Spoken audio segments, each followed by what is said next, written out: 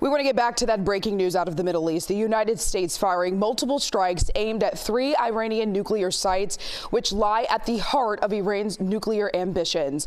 President Donald Trump speaking from the Oval Office just about an hour ago, but in a press conference, we should say, calling this a spectacular military success. Good evening to you. I'm Chelsea Jones. Following these strikes, Israel's Home Front Command is issuing a warning to Israeli citizens about heightened security. All schools and non-essential workplaces will be closed starting today. CBS News Miami's Cristian Benavides has more on the move that has stunned many in the region as well as on Capitol Hill. President Trump announced American warplanes dropped bombs on 3 nuclear sites in Iran on Saturday night. Iran's key nuclear enrichment facilities have been completely and totally obliterated. Iran, the bully of the Middle East, must now make peace. If they do not, future attacks will be far greater and a lot easier. Among the Iranian sites targeted, Fordow and a larger enrichment plant at Natanz. News of the strike comes hours after it was revealed B-2 bombers were dispatched from Missouri to Guam.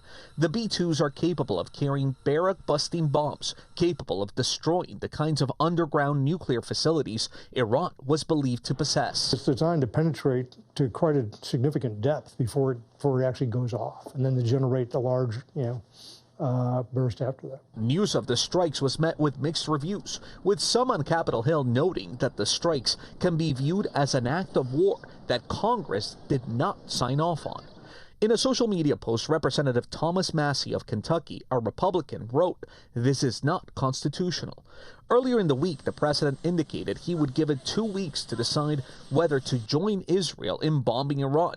But throughout the week, and as recently as Friday, he expressed concerns over how close Iran was to having a nuclear weapon. Within a matter of weeks, or certainly within a matter of months, they're going to be able to have a nuclear weapon. We can't let that happen. The overnight strike comes after Israel launched its attack on Iran on June 13th, and just 1 day after European delegates met with Iranian officials in Geneva to encourage an end to the conflict. The whereabouts of Iran's supreme leader remain unknown. CBS News learned Friday the leader is reportedly in hiding as a result of fears of an assassination. Cristian Benavides, CBS News. And stay with CBS News Miami for continuing coverage of the U.S. strikes in Iran. More coverage will continue tomorrow morning on CBS News Miami Morning Edition, which starts at 7.